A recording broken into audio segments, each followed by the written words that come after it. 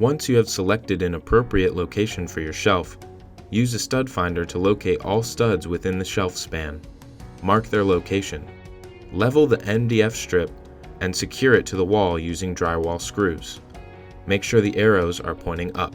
Mark the MDF strip with the center line of the wall stud. Position the floating shelf bracket on the MDF strip so that the bracket holes are centered on the wall stud.